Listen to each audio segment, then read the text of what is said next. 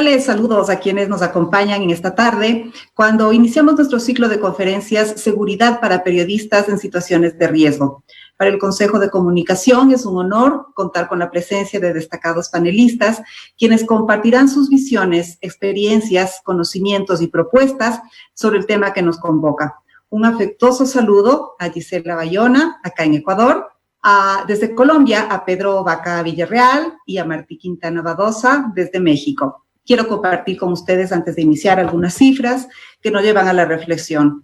Solo entre 2014 y 2018 se registraron 495 asesinatos de periodistas en todo el mundo. Según la UNESCO, las regiones de América Latina y el Caribe ocupan el segundo lugar como las regiones mortíferas para la práctica del periodismo, con un 26% de asesinatos en el mundo, es decir, 127 de las muertes. El desarrollo de contenidos periodísticos y coberturas sobre temas como conflictos armados, narcotráfico, contrabando de mercadería, trata de personas, corrupción o aquellos desencadenados por la pandemia actual ponen en riesgo la integridad física y emocional de quienes ejercen esta responsabilidad. La importancia de su labor para la libertad de expresión y el derecho a la verdad por parte de la ciudadanía demanda el respaldo articulado del Estado, de los medios de comunicación y de la sociedad. Bienvenidas y bienvenidos.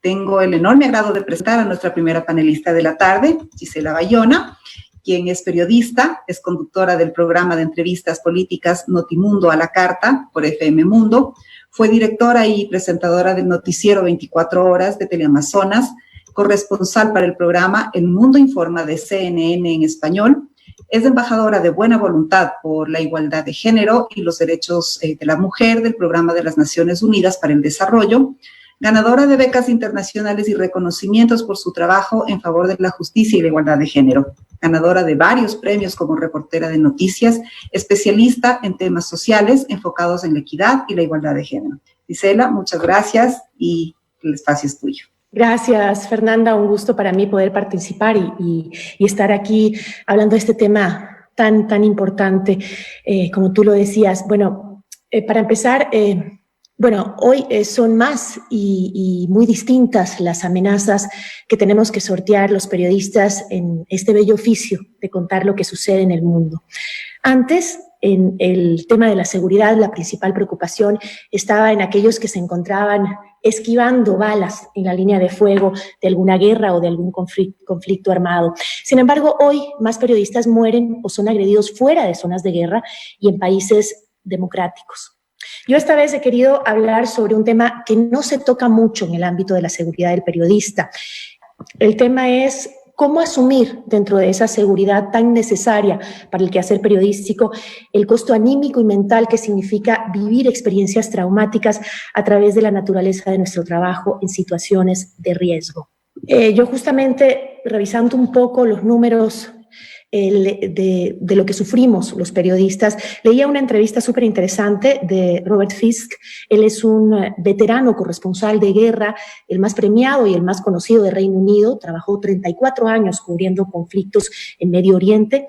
Le preguntaban si se puede ser feliz tras haber sido testigo de tanto horror.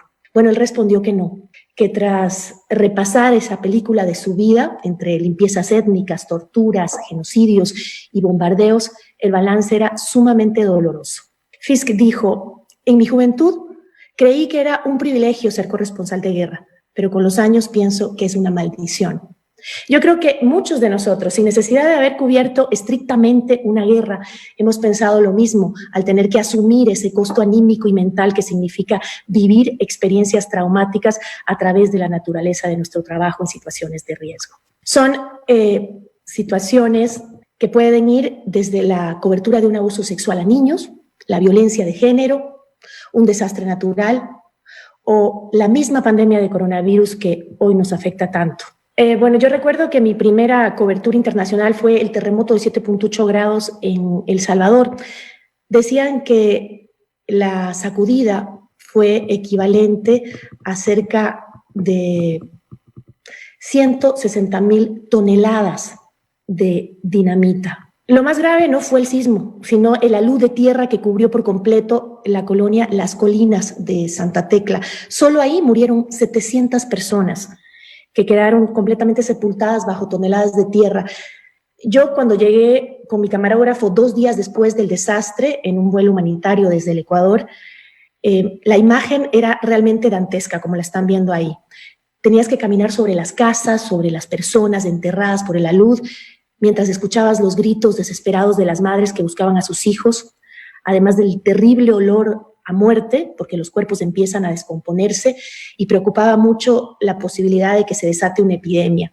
Y había llegado al lugar ya cientos de rescatistas de diferentes países, principalmente de México y de Japón, que son generalmente los expertos en temas de terremotos.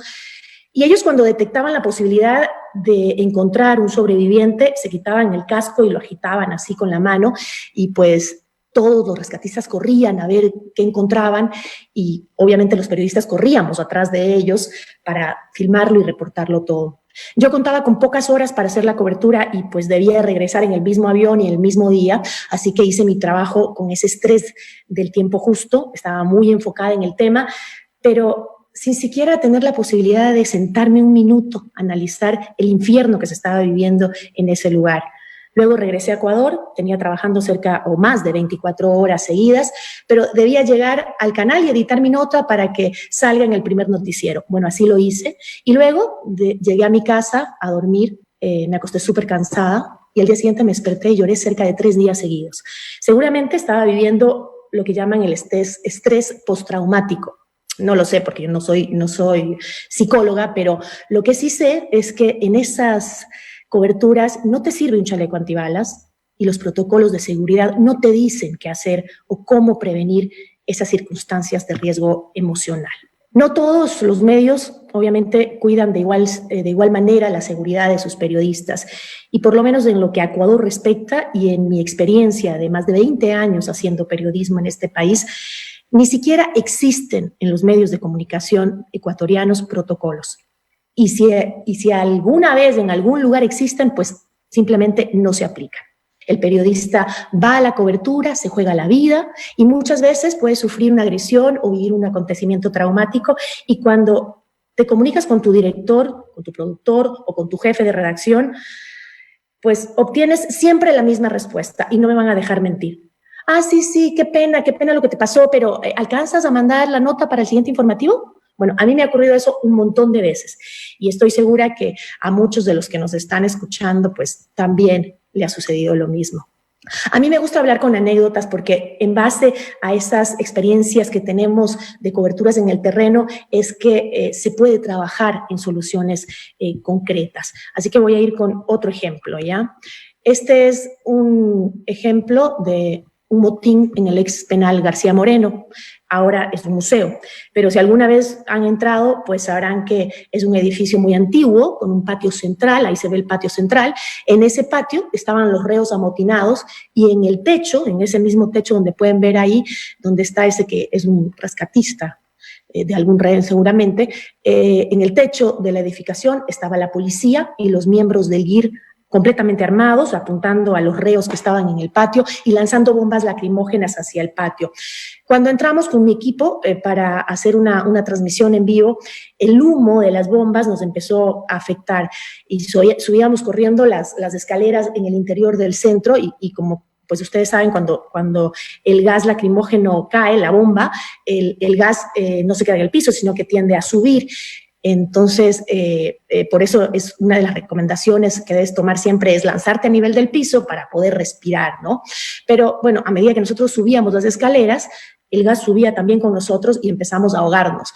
Cuando llegamos ya a la terraza, me desmayé y solo vi que uno de los policías se sacó su máscara y me la puso a mí para que yo pudiera respirar. Y cuando yo ya reaccioné, ya estaba fuera del penal, estaba en la calle, y en ese momento recibo una llamada de mi jefe y me dice, ¿dónde estás? Bueno, yo le digo, le cuento, ¿no? Lo que me estaba pasando, llorando y tosiendo porque estaba todavía un poco ahogada, y me dice, y eso que me estás contando, ¿lo pudiste grabar? Para ver si lo incluimos ahorita en la transmisión. Yo digo, no lo grabé, o sea, estaba casi muriéndome, el camarógrafo también estaba ayudándome y no lo pude grabar, disculpa. Bueno, eso es otra de las cosas que sucede muchísimo en nuestra tarea. Explotar el incidente traumático para vender más y generar mayor audiencia. Que no creo que esté mal, también es válido. contar lo que nos toca vivir y volvernos incluso protagonistas de nuestras propias historias. Pero una vez más, ¿cómo asumir el costo anímico y mental que significa vivir experiencias traumáticas a través de la naturaleza de nuestro trabajo en situaciones de riesgo? Es algo que todavía tenemos mucho por trabajar.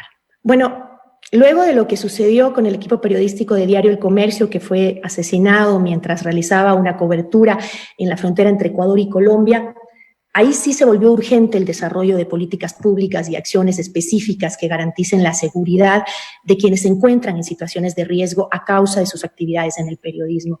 Incluso se hizo pues también una reforma a la Ley de Comunicación publicada en febrero de 2019 que planteó una protección especial por parte de los medios de comunicación y del Estado a los trabajadores de la comunicación que por sus actividades profesionales ponen en riesgo su vida.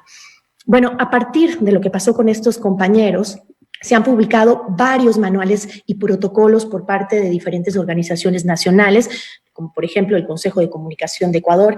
Claro que ya existían desde mucho antes protocolos internacionales elaborados por la UNESCO, por Reporteros Sin Fronteras, por Naciones Unidas, todos para dar consejos de cómo garantizar la seguridad, la vida, la integridad y la libertad de los periodistas. Todos estos son protocolos o guías de consejos prácticos para trabajar en todo tipo de contexto, de zonas de guerra hasta de desastres naturales o pandemias.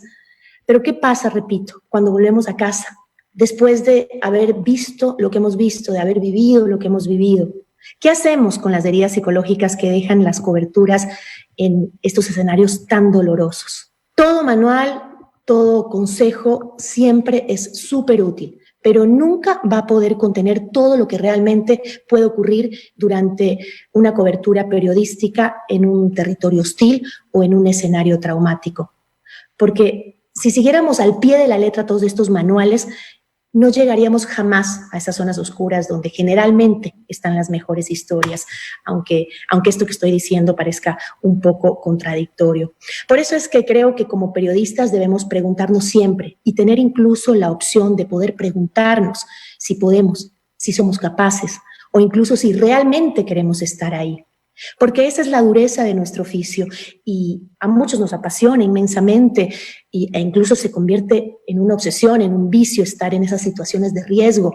Pero el problema viene después, cuando no sabemos qué hacer con esa carga emocional. Y no es una cuestión de género, porque el dolor, la desesperanza y el miedo nos ataca a todos por igual en esas situaciones tan dolorosas. De las cerca de 7,000 personas que laboraban hasta antes de la pandemia, y digo hasta antes de la pandemia porque muchos ya han sido despedidos, en las diferentes estaciones radiales, periódicos, en televisoras y diferentes medios de comunicación del país, como reporteros, camarógrafos, asistentes, 1,500 se encuentran en situación de riesgo por el tipo de coberturas periodísticas que realizan. Estas cifras son del mismo Consejo de Regulación, Desarrollo y Promoción de la Información y Comunicación. Sin embargo, no se miden los daños psicológicos o las graves afectaciones emocionales que nos llevamos los periodistas a casa tras contar las noticias en este peligroso y cambiante mundo.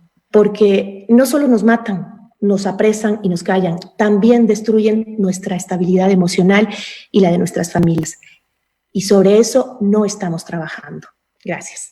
Muchas gracias, Gisela. Estaba justamente tratando de atreverme a resumir un poco lo que has dicho, que realmente nos deja pensando, porque es un aspecto que ciertamente nunca lo tomamos en cuenta.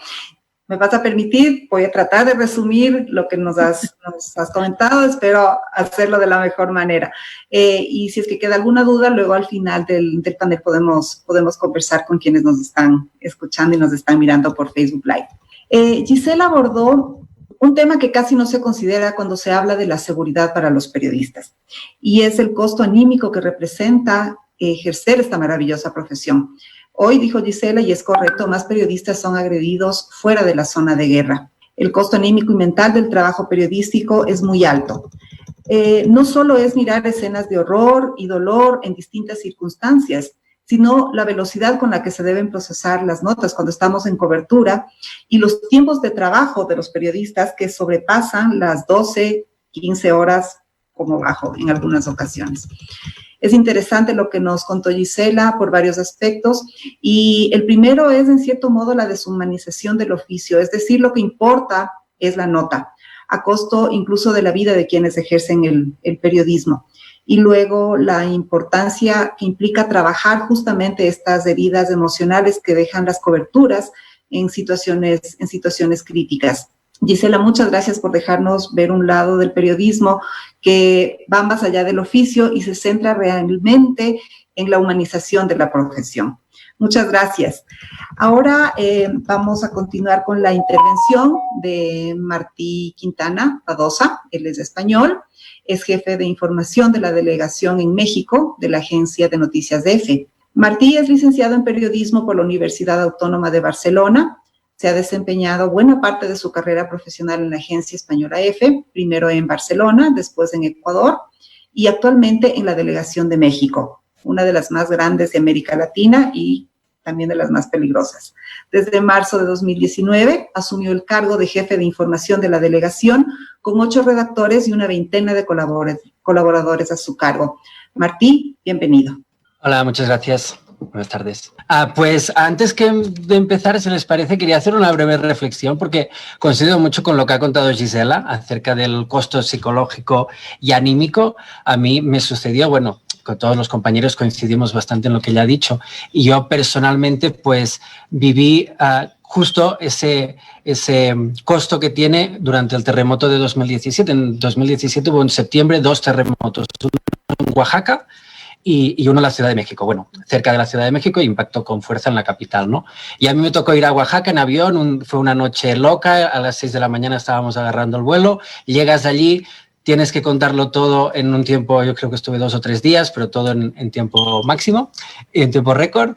Llego a la Ciudad de México, empiezo a procesar, como contaba Gisela, todo lo que te ha ocurrido, porque sobre el terreno te es imposible. Y una vez me estaba yo recuperando ya definitivamente de este shock, acontece el terremoto en la Ciudad de México, ¿no? Entonces fue como 1 mes y medio contando cada día una tragedia pues parecida y muy dura, y entonces sí coincido mucho con lo que ha contado Gisela. Y bueno, mi mini ponencia está más centrada en cuál es la situación que enfrentamos los periodistas en México, que desgraciadamente pues es uno de los países pues más peligrosos para el ejercicio del periodismo, ¿no? Según datos oficiales. Entonces, bueno, quería empezar contando que, bueno, México es, según cifras oficiales, uno de los países más peligrosos para el ejercicio del periodismo y, de hecho, según Reporteros Sin Fronteras, en 2019, pues se ubica en el mismo nivel que Siria con 10 asesinatos. La diferencia es que Siria es un país que está en guerra y México es un país donde teóricamente estamos en paz, ¿no? Hay bastantes datos. Del 2000 a la fecha son 134 asesinatos, 123 hombres y 11 mujeres.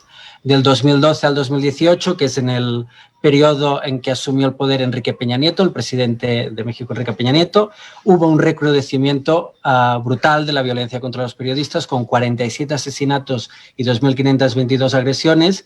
Y bueno, a finales de 2018 asume el poder Andrés Manuel López Obrador, que es el periodista líder de izquierdas que pues llegó con un mensaje de lucha contra la corrupción, contra la impunidad, en favor de los derechos humanos y contra cualquier violencia contra la libertad de expresión. No obstante, pues en ese periodo los asesinatos no han disminuido y tenemos 14 casos. El más reciente es el de un periodista que se llama Pablo Morrugares, que asesinaron en Iguala, que es donde aconteció la tragedia de los 43 estudiantes de Ayotzinapa.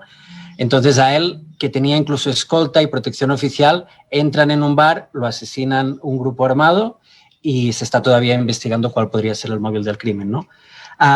Quise contar dentro de todos estos casos, que trágicamente son muchos, el de Rubén Espinosa, porque para mí fue mi primer golpe de realidad una vez llegué a México, ¿no? Yo llegué a México en 2014, en 2015 me reincorporo a la agencia EFE. Y entonces, en una de mis primeras guardias, se conoció el asesinato de Rubén Espinosa. Él era un fotoperiodista que estaba en la Ciudad de México, exiliado, se había refugiado en la Ciudad de México junto con una activista que se llamaba Nadia Vera, huían de Veracruz, que era un estado pues muy corrupto y cuyo gobernador de entonces hoy precisamente está en prisión por esto, ¿no? Entonces, en un quíntuple asesinato, en un barrio residencial muy tranquilo, pues mataron a 4 mujeres y a Rubén Espinosa, y años después, pese a que ha habido detenidos, todavía se sigue sin conocer cuáles son las causas del asesinato, cuál es el autor intelectual, ¿no? Y digo que me afectó precisamente porque yo pues estaba todavía muy verde, muy novato, ¿no? En este aspecto, y me impresionó mucho. Y además este departamento donde fueron asesinados era en la misma calle en la que yo, cuando llegué a México, me puse a trabajar en una revista local y era en esa misma calle, ¿no? Entonces, pues ahí vi de golpe y porrazo pues cómo era la situación para muchos periodistas, ¿no? Entonces, como una pequeña radiografía de las causas, el título de mi ponencia es Entre balas y políticos, y es porque los principales actores que identifican ONGs, como por ejemplo Artículo 19, que ha hecho muchos informes en la materia, denuncian que el 43% de los actos de violencia son de los propios funcionarios, de empleados públicos de gobierno, ya sea municipal, estatal o federal, ¿no? Pues en segundo lugar los seguirían actores privados. También muchas veces, en 1 de cada 4 casos, se desconoce quién es el perpetrador de la violencia, y una parte de esta violencia también proviene, el 8%, del crimen organizado. Entonces vemos que hay una multiplicidad de actores, ¿no? En 2009 hubo 609 agresiones. Hay distintos tipos de violencia que, bueno, en México, pero son pues replicables en todo el mundo, pienso yo. Pues tanto es la violencia física, que quizás es la que todos pensamos en un primer momento, pero también hay una violencia psicológica, como podrían ser amenazas, o todo lo que está sucediendo en redes sociales, por ejemplo, que muchas veces hay mucha intimidación. También hay violencia incluso patrimonial o económica, cuando las amenazas por parte de un funcionario van encaminadas, por ejemplo, en asustarte en que vas a perder el empleo si publicas una u otra información, ¿no? Cuando he puesto aquí gran dispersión geográfica y retos diferentes, me refiero a que México es un país gigante. Por ejemplo, la Ciudad de México siempre ha sido considerado, o era considerada, un oasis para los periodistas, porque tú llegas de una cobertura en una zona de alto riesgo y allí te refugias, nadie te conoce, pasas mucho más desapercibido. Pero en los estados, los colaboradores que yo tengo en los estados, los periodistas locales, que muchas veces trabajan con varios medios de forma precaria o como freelance, pues tienen muchas veces muchos más riesgos, ¿no? Y entonces no es lo mismo trabajar en Sinaloa, por ejemplo, en la tierra del Chapo Guzmán, que todos pues reconocemos, que trabajar en la frontera norte o sur, donde puedes verte involucrado por publicar una nota u otra en una red de trata, por ejemplo, y recibir amenazas. Entonces, México es muy poliédrico y esto todavía dificulta más, pienso yo, la protección del periodista. Entonces, entre muchos motivos, como los que estoy ya contando, pues está también la impunidad. En México, pues desgraciadamente, el 98% de los casos de los delitos normalmente terminan en nada, no hay una sentencia en firme, no hay un culpable. Y en el caso de los casos que se denuncian ante la Fiscalía Especializada, pues el índice sube a más del 99%. Entonces, esto obviamente genera mucha impotencia y genera pues que se perpetúen estas situaciones de violencia, ¿no? Y esto dentro de un país que vive en una espiral de violencia constante, donde desgraciadamente desde hace años, por lo menos desde que yo llegué, cada año se supera la cifra de asesinatos y de feminicidios, ¿no? Entonces, la última pregunta que yo dejé aquí en abierto es si hay libertad de expresión. Y entonces encontré que según el último informe, el más reciente de Reporteros Sin Fronteras, México se ubica en la plaza 144 de 180. Entonces está en la cola de los países con libertad de expresión. Como experiencia personal puedo decir que yo nunca me he sentido coaccionado para escribir una nota en un sentido u otro. Quizás escribes algo que molesta un poquito y te piden el derecho a réplica o te insultan un poco en redes sociales, pero esto ya es como parte habitual de la profesión.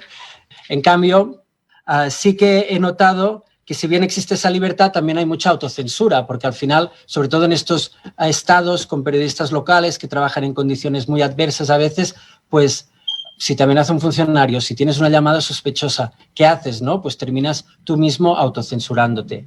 Y a título personal, pues también la situación actual, que no sé si se conoce más allá de México, pero nosotros tenemos un presidente que cada mañana dedica 2 o 3 horas diarias a hacer una conferencia matutina donde abre el turno de palabras a la prensa, pero esto se ha convertido como en un arma de doble filo porque siempre hay como rifirrafes y como un ataque constante bidireccional, desde la prensa hacia el presidente, desde el presidente hacia la prensa, de cierta prensa, y entonces todo eso creo que desgraciadamente no está abonando a que hagamos un mejor periodismo, sino al contrario, ¿no?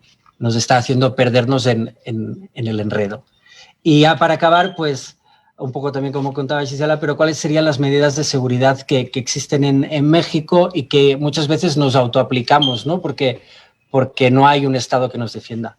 Entonces, en 2012 se creó este mecanismo de protección oficial por parte del gobierno de Enrique Peña Nieto, ¿no? Que paradójicamente ha sido el peor sexenio, la peor administración en cuanto a asesinatos a periodistas hasta el momento. Este mecanismo pues garantiza que tengas escolta, que si te has sentido amenazado te pueden implementar incluso una herramienta que es un botón de pánico que tú puedes activar si te sientes amenazado. No obstante, no ha dado resultados y las cifras pues lo demuestran. Entonces, ¿qué hacemos los periodistas muchas veces? Pues nos cuidamos de la mejor manera posible con nuestros recursos. ¿Cuáles son las cosas que yo he implementado aquí en México y que son de sentido común y pues la verdad que entre todos pues nos damos consejos? Pues más que nada cuando vas a un sitio de riesgo tienes que tener una muy buena planificación, saber dónde vas, con quién vas a ir, con qué horarios, con qué en coche, en taxi, quién va a ser, quién te va a acompañar. Luego, siempre es mejor, así lo intentamos hacer en la agencia EFE cuando viajas en una zona de riesgo o fronteriza, por ejemplo, que hay muchas tensiones, pues acompañarte de colegas locales porque conocen mucho más la región, saben por dónde ir, cómo, cuándo ir y de quién fiarte y de quién no. Y entonces, ya una vez sobre el terreno, siempre que se pueda, pues hacer un rastreo constante, ya sea mediante ubicación en tiempo real o llamadas cada X tiempo. Y previo a todo eso, pues intentar tener, yo lo intento tener de todos los colaboradores, pues una hoja de datos personales, cuál sería el teléfono de emergencia que necesario en caso de que hubiera sucedido algo, incluso el tipo de sangre, etcétera.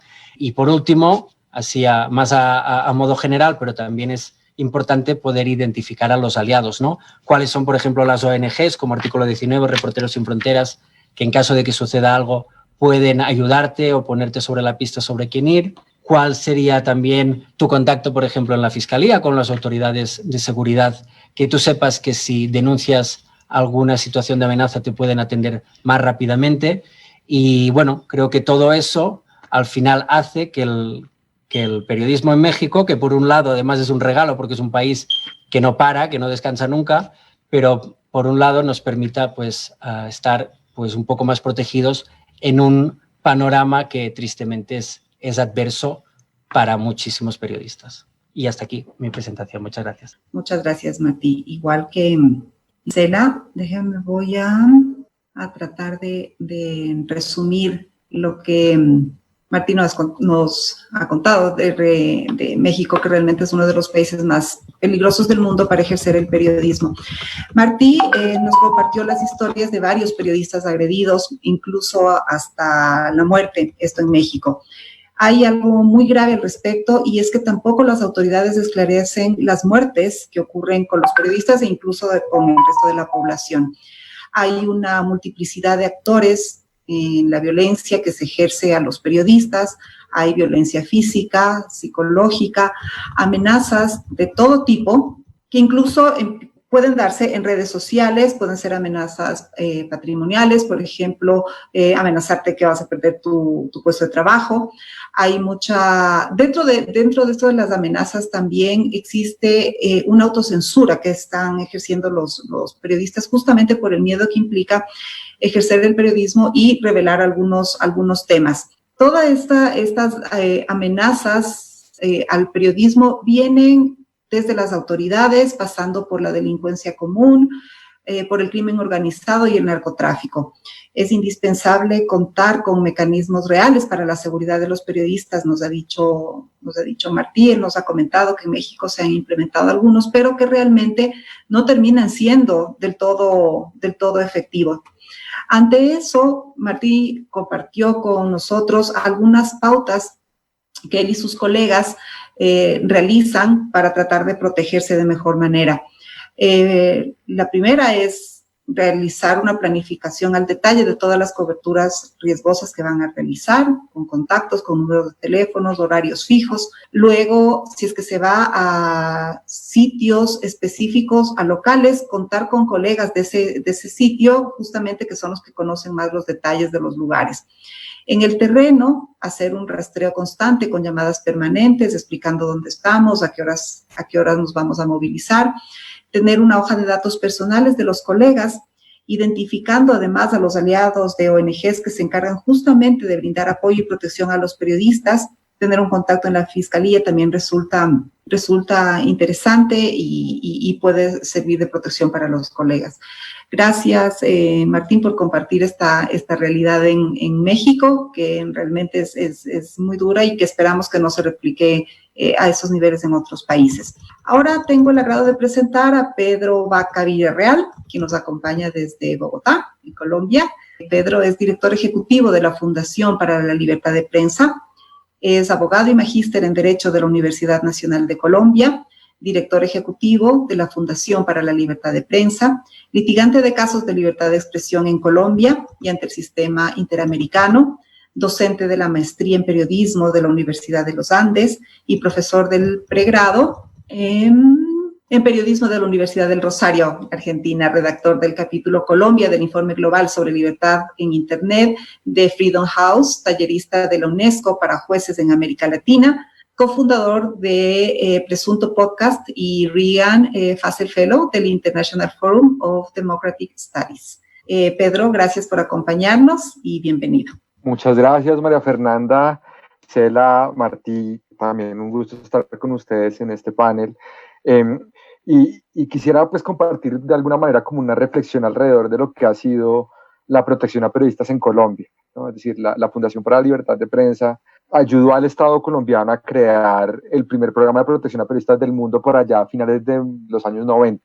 Entonces, buena parte de las discusiones que hoy se están dando sobre seguridad de periodistas tienen su origen de cierta forma en el conflicto colombiano. Y esto pues no es algo de lo cual nos sintamos orgullosos, porque ser un país donde se amenaza la prensa durante muchos años, pues no es motivo de orgullo, pero sí creemos que es una experiencia que debe estar puesta en disposición pues, de los desafíos de la prensa hoy en día, ¿no? Es decir, yo también creo que en estos 20 años ha cambiado el mundo mucho y ha cambiado el entorno también en el cual se ejerce el periodismo y por lo tanto también los riesgos. Entonces, por un lado, ahorita Martí hablaba del ranking de Reporteros Sin Fronteras, ¿no? Entonces, el ranking de Reporteros Sin Fronteras, además de ser una medición del estado de libertad de prensa en todos los países, digamos, de Naciones Unidas principalmente, pues también es una gama entre democracias y autoritarismos, ¿no? Es decir, como aquí no vamos a entrar en una discusión de si Corea del Norte es un país democrático. Digamos, no hay un solo ranking en el cual figure como un país democrático, y de cierta manera la agenda más clásica de seguridad de periodistas también estaba atada a si los países eran o no democráticos, ¿no? Entonces, países con conflictos, países de cierta manera estados fallidos, pues países en los cuales las garantías a la libertad de prensa pues ni siquiera se esperaban básicamente porque no existía un Estado de Derecho, etcétera.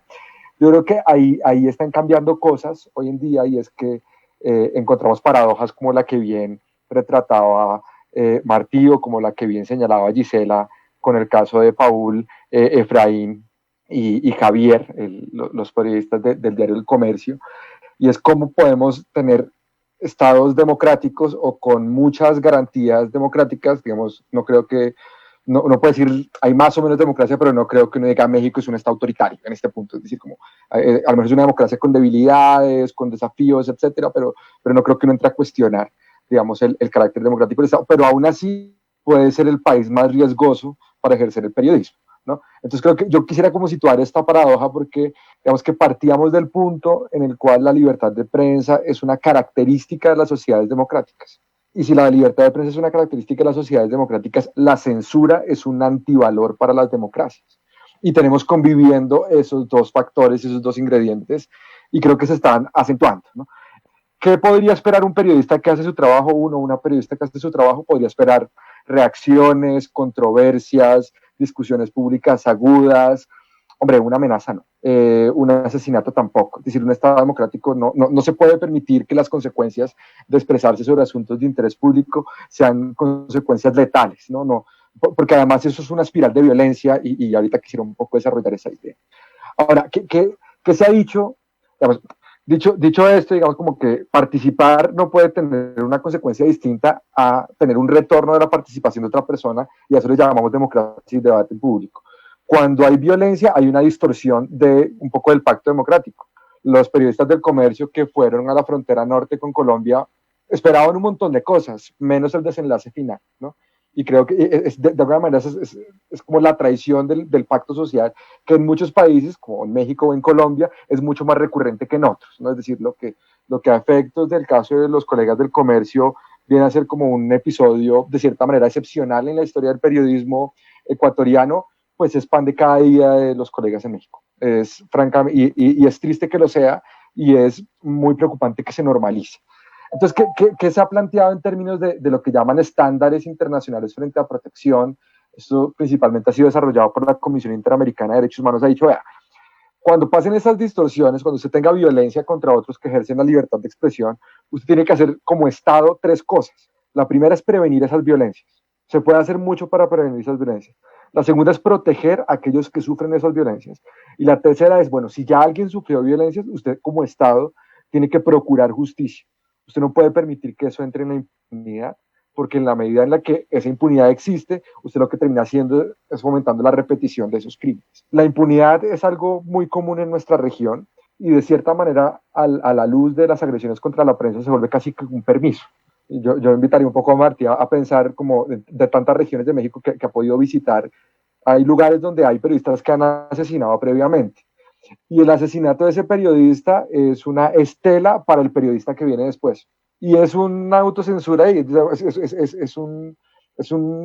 es una atmósfera de autocensura, ¿sí? Una atmósfera de autocensura que está marcada por la impunidad. Es decir, el mensaje que nos envían las autoridades cuando no se sancionan las agresiones contra la prensa, el mensaje que nos envían las autoridades ecuatorianas, y me permito decirlo porque es un caso muy cercano a mí personalmente y a la institución que represento, el de Nos Faltan Tres, el de Efraín, Paul y Javier. Cuando hay impunidad, el mensaje que nos envían es, se va a repetir. Sepan ustedes, victimarios, que esto que hicieron no tiene ninguna consecuencia. Y sepan ustedes, victimarios, que este Estado les va a permitir que vuelva a ocurrir. Es decir, el costo de la impunidad es un costo altísimo para las garantías a la libertad de prensa. Dentro de la prevención, y yo quisiera concentrarme un poquito porque creo que aquí están buena parte de los desafíos, están pasando cosas en la región que preocupan, ¿no? Es decir, y no solo en la región, sino en países incluso de tradición democrática, ¿no? Países latinoamericanos solían ver a los países europeos, incluso muchos países anglosajones, casi como referentes de libertades civiles, de garantías a las libertades civiles y políticas. Y hoy en día, pues tenemos que, básicamente en todos los países de Europa, ¿no? Toda Norteamérica, las figuras públicas, los políticos, alientan violencias. Es decir, lo que llaman la estigmatización, lo que llaman los discursos denigrantes. Entonces, claro, escojan cualquier presidente de la región, es que puede ser cualquiera, francamente, ¿sí?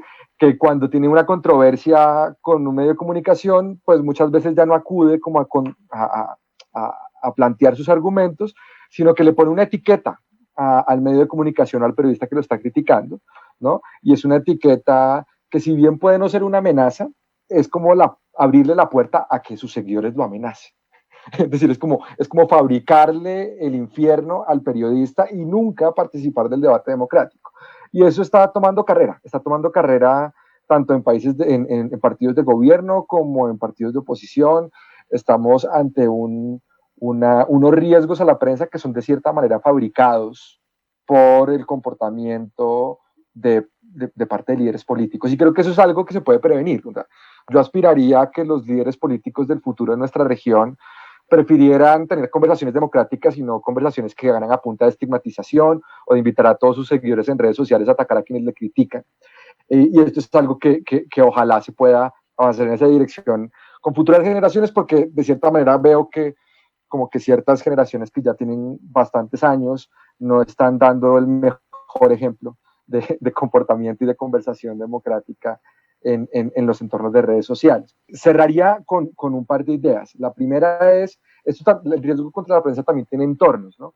Entonces, claro, es muy visible, impacta mucho, es muy cercana a la violencia física, ¿no? Es decir, nos solidarizamos fácilmente contra el periodista que es agredido, pero hay otro tipo de violencias que se llevan mucho más en silencio, ¿no? Es decir, hay violencias en entornos digitales, particularmente graves para mujeres periodistas que además de los riesgos que ya enfrentan hombres periodistas, pues tienen que enfrentar violencias y acosos en salas de redacción con sus fuentes y un tratamiento de muchas personas que es mucho más complicado y que genera, quisiera también como aterrizar el componente como de salud emocional del que hablaba Giselle también a eso, es decir, ser mujer periodista hoy en día en un entorno digitalizado es francamente difícil, es un entorno inseguro y que facilita el acoso, y eso es algo que tenemos que reconocer, porque si no lo reconocemos, es algo que de alguna manera lo soportan en silencio y con mucho padecimiento y de una forma muy sofocante las mujeres periodistas. Y cerraría con un tema y tiene que ver con el riesgo biológico. Es decir, como hemos hablado durante muchísimos años de la violencia física, se ha empezado a hablar también de la seguridad digital, ¿no? Porque pues, muchas veces las agresiones ya ni siquiera, los agresores, los censuradores tienen que valerse de sicarios o de gángsters. Hoy en día, con cierta sofisticación tecnológica, en no pocas oportunidades apalancada con servicios de inteligencia estatal, se puede afectar el entorno de privacidad, el entorno de tranquilidad que se requiere para el ejercicio de la actividad periodística. ¿Cómo queremos periodistas que destapen corrupción si los estamos espiando? Digo, porque eso es algo que también entra dentro de las lógicas de seguridad y para lo cual también los periodistas de hoy en día tienen que empezar a prepararse. Es decir, no solo se trata de lo que bien planteaba Martí, de asegurar de cierta manera el terreno de descubrimiento, sino también las herramientas, los dispositivos, las conversaciones, y ahí creo que hay bastante por explorar y ojalá haya periodistas curiosos porque hay muchísima información por devorar a nivel de seguridad digital. Y el riesgo biológico, ¿por qué? Pues porque si uno parte de la premisa de que la libertad de prensa es importante para la vida democrática, yo diría que es indispensable en tiempos de una pandemia. Es decir, hoy en día se han hecho homenajes al personal de salud, al personal de seguridad, ¿no? A los que hacen abastecimiento de víveres y insumos para las personas. Bueno, la información es un bien esencial en la pandemia. Si hay muchas personas que están en cuarentenas, en restricciones a la movilidad, pues es importante reconocer que hay periodistas que están en calle, que están reporteando, que están siendo la forma de ir un poco más allá de la ventana y de la puerta de la casa para enterarse de lo que pasa y que además están asumiendo riesgos biológicos. En el Ecuador se ha sentido fuertemente, en República Dominicana particularmente también, somos ya varios países de la región donde tenemos periodistas que se han infectado, se han contagiado con este virus en cubrimiento y eso es algo que de un lado también se tiene que prevenir y ahí retomo también las palabras de Gisela. Necesitamos medios más comprometidos con la protección de sus periodistas. Y cuando hablo de riesgo biológico, también quisiera tener medios de comunicación que son conscientes de ese riesgo, pero también necesitamos una sociedad que respalde esa actividad. Necesitamos una sociedad que valore la labor que hacen los periodistas, ¿no? Yo quisiera sugerirle a Martí un ejemplo de México, y es, México es el país, o uno de los países más peligrosos para ejercer el periodismo, pero en México también tenemos a Carmen Aristegui, una periodista que enfrenta riesgos enormes, pero que tiene un respaldo social abrumador. Y yo soy de los que cree que el respaldo social de Carmen Aristegui es su seguro más importante. Es decir, qué vehículos blindados, qué chalecos, qué botones. Si la sociedad abraza la labor periodística, para mí es el más fuerte y la más segura medida de protección. Y eso tiene que ver con algo y es la calidad. Es decir, cuando el periodismo se hace con calidad, yo soy de los que cree que la sociedad lo valora. Y entonces también es una invitación a que el trabajo de la prensa se haga con rigor, con ética, porque eso es en sí mismo una medida de protección. Y gracias. Muchísimas gracias, Pedro. Realmente las tres exposiciones brillantes, creo que cerramos con broche de oro. Voy a tratar de resumir igual la exposición de Pedro. Pedro dijo algo muy importante y es en lo que se basó su exposición, y es que cuando hay violencia hacia los periodistas hay una distorsión de la democracia. Podemos decir que somos unos países democráticos, pero si es que se callan a los periodistas, eso no es un más menos, es decir, se anula. Cuando hay violencia lo que se deben hacer son 3 cosas, dijo Pedro. Primero es proteger a quienes sufren la violencia. Bueno, antes de eso hay que prevenir, luego proteger a quienes sufren violencia, y cuando ya ocurrió, que se espera que sea lo menos posible, el Estado debe ser justo y no debe permitir la impunidad, porque es un mensaje justamente para que esto siga sucediendo. Para Pedro es muy importante el tema de la impunidad y no dejar impunes estos crímenes contra los periodistas, que son realmente contra la libertad de expresión. El asesinato de un periodista, dijo Pedro, es una espiral que no solo va hacia que la violencia continúe, sino hacia la autocensura, por el miedo de ejercer el oficio. Y el costo de la impunidad es muy alto para la libertad de prensa.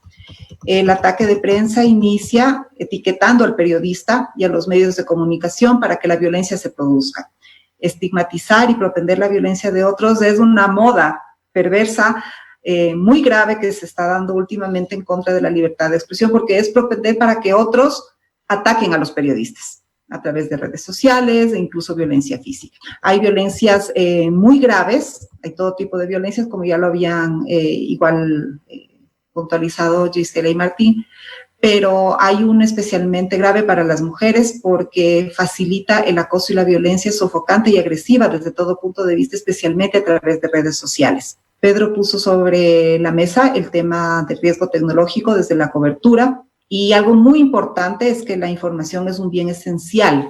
Hablando de la cuarentena justamente, y desde el Consejo de Comunicación reconocemos el trabajo que realizan los colegas periodistas porque se encuentran en un riesgo constante. De hecho, todas estas actividades que estamos llevando a cabo justamente es para reconocer ese trabajo y para desde alguna manera provocar que la sociedad lo reconozca y más que eso que lo defienda. Justamente Pedro hizo un llamado a reconocer el trabajo de los periodistas, del ejercicio en sí, pero más que nada como un valor de democracia que debería defenderlo la sociedad en su conjunto. Esto tiene que ver también con la calidad, para que la sociedad defienda el oficio que ejercemos y también lo valore. Quiero agradecer nuevamente a Pedro, a Gisela, a Martí, por compartir sus conocimientos y experiencias que han sido expresadas con enorme sensibilidad y profesionalismo. Estoy segura que todo lo que hemos conversado esta tarde abona para la defensa de la libertad de expresión, que es esencial para el respeto y la promoción de los derechos humanos, que se resume en la defensa de la vida. A todas las personas que nos han acompañado esta tarde, muchísimas gracias y nos vemos mañana.